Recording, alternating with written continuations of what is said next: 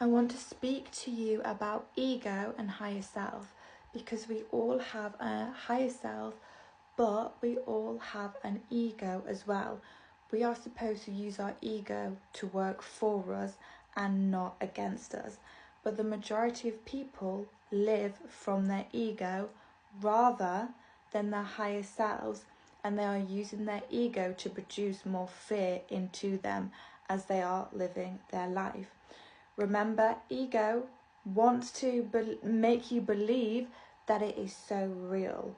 So if it hears information that questions the nature of reality and questions the way that they've always been thinking and doing things, they literally go into fear mode, fight and flight, because that threatens the ego, and the ego feels like it needs to be real, because without that it feels like you're not going to know who you are, because your ego is what is creating your sense of identity here while you are on this planet. Of course, when you're a soul, you don't have an ego, but you have an ego here, your personality, okay?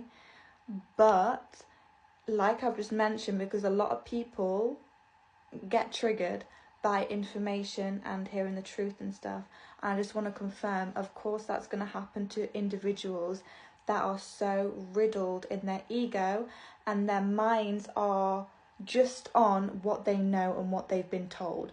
So if someone questions that, doubts that, it's literally like they're like, oh my gosh, that's not true, that cannot be true.